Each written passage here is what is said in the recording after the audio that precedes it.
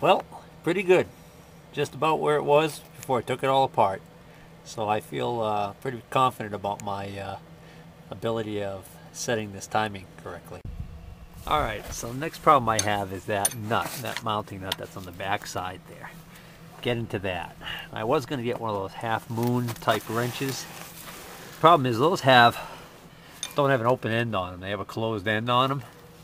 So even though it would be nice to be able to wrap around the back to get onto that, the problem with these is because of the length of the studs, what happens is you can't get, if you watch here, I can't get this closed end wrench on to the end of the stud. This one, I got a little more clearance, I can do it. Just barely, but it's pretty difficult. And that one on the back, don't think I'm going to be able to. It doesn't look like it's going to work. So what I need is an open end wrench that I can get in there and use. So I can I put this one on here, you can see what happens is it interferes with the body here. So I need an open end wrench that I can get in there from a different angle. And what I'm thinking might work is maybe if I had a wrench that I modified. For one thing, I could cut it shorter, because right now this wrench, even though it's fairly short, it's interfering with this hose right here. So if this was shorter, for one thing, and then maybe, so let me see if I've got an old 9/16 wrench, you know, one of those cheap China or India made jobs, and I'll modify it. Here's an old wrench I had, and I ground it down so it's narrower on the bench grinder, and now I'm going to cut this end off. I tried grinding this narrower, but it still wouldn't fit, so I'm going with this approach here. And I'm going to cut this short, and I'll use my hand grinder with a cutoff wheel. Alright, just a little more cleanup on the bench grinder here, which I just finished up with. And just rounded off that edge. And it actually looks like a tool you would buy. Now let's see if it works. Well, I just finished tightening that bolt, and I have to say this worked out perfectly. The head narrowed, it can actually slip onto the nut, and then you can see that I actually just clear this hose by about 1 inch. It gives me plenty of room to get in there and turn it. So I've got that back nut tightened, and that's the first time that's been tightened in a long time, because the last person who had this pump off didn't bother. Next order of business. Install the new screen onto this assembly here. And those of you who don't remember or didn't see the earlier videos, in the process of trying to take this screen off to get behind it and get some debris that was stuck in here out, I ended up damaging the screen. Put a little hole in it. So, don't want to use that one. So we had to wait for the new screen to come in. This is an original standardized screen, they tell me, but it didn't come in a standardized package. Spaco one's cheaper, but they were in back order. So apparently this just gets held on by the friction of the O-ring on the bottom, and I don't know, good faith on the top.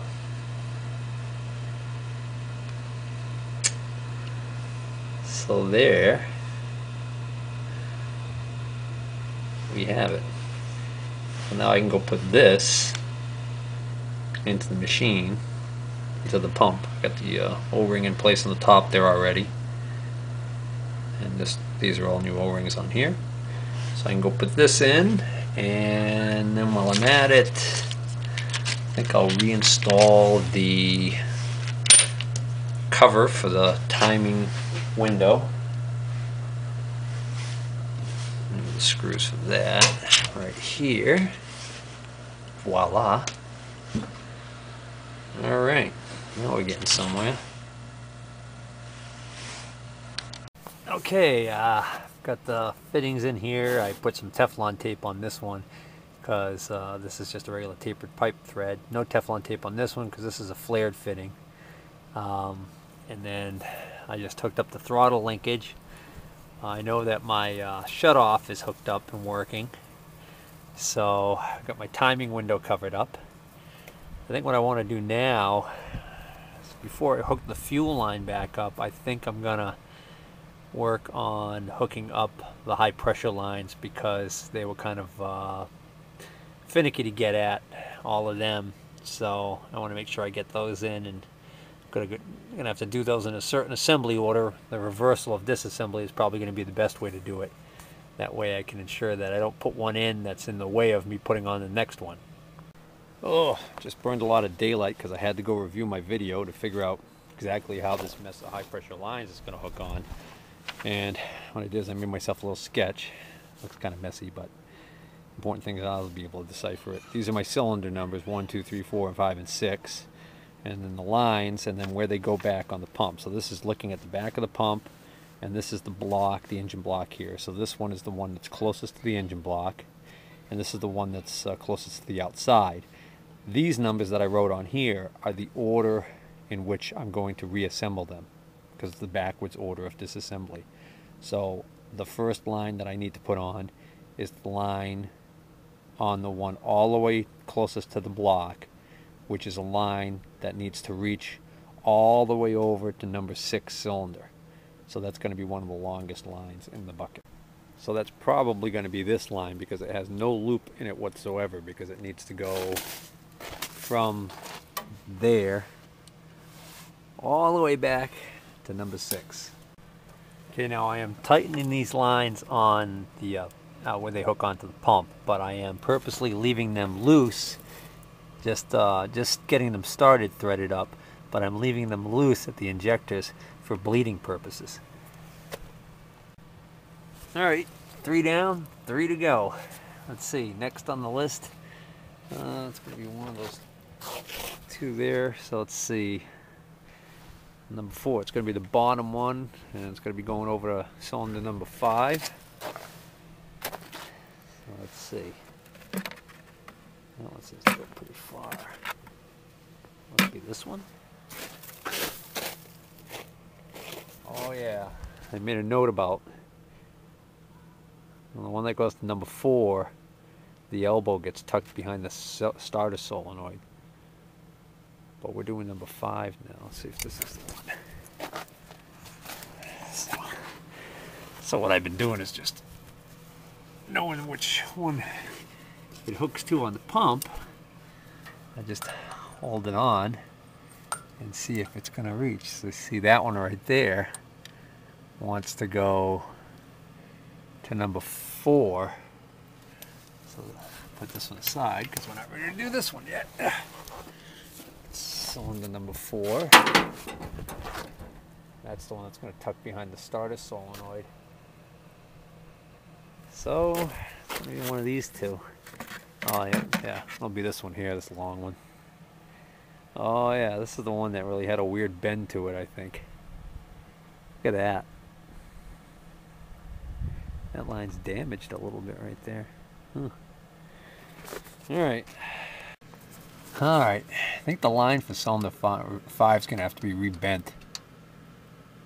I'll have to redo that one a little bit, because you see right now it's trying to kick back towards this direction. That's not right. And if you look, that beat up spot on this line coincides with the beat up spot on the line behind it. So this has been pushed up against there, beating the heck out of it. So I think this line by rights should be twisted that way a little more. I think if I give it a twist that way back towards the back there, I can correct the alignment problem here, which will make it easier to get this one on and off, and at the same time get this line to back away from this line so it's not beating on it. Alright, gave that a little twist, and that kind of took care of that problem there, and then those 2 lines aren't going to be beating up against each other, and the angle is now more correct, which is going to make it more accessible and easier to install and disconnect this one if necessary. So get this one tightened up. Next one in order is this top one right here, which is gonna be, oops, ouch, number 5.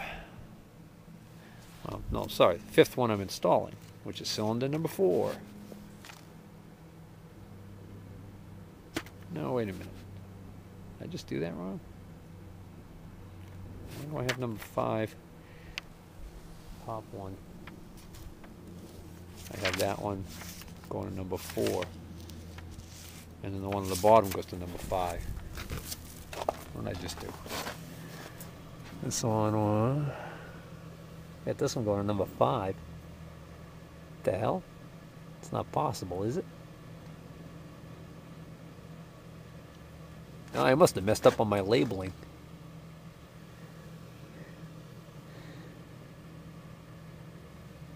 I only have 2 left. Yeah, I got a problem. Did something wrong here because, oh crap. Cylinder number 4 isn't hooked up yet, and it's behind these other damn lines. What did I do? Alright, not too bad of a foul up. I've got to put this one on before I put this one on. So I'm only going to undo this one, and actually I just got to undo it on this end, and I'll be able to wiggle out of the way enough to get this one behind here. You can actually see the wear mark right there where that was sitting going around that corner. So, alright, take this one off, put this one on. Well, I think I spent about 20 minutes straightening out these lines, getting them to hook up correctly. And what I ended up having to do was have this line actually route and go loop around this line, which I don't think that's how it originally was.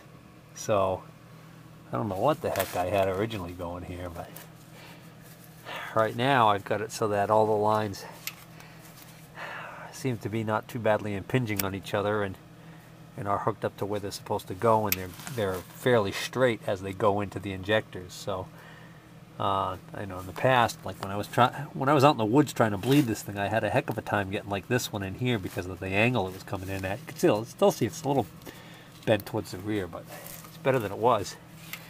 And I get everything on except for one more line, so I can get this one last line on. Then I'm just going to leave it that way.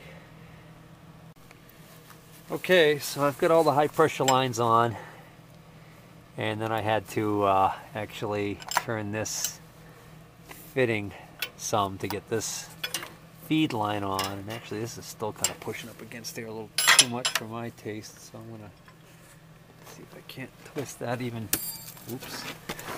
further. Just a little more.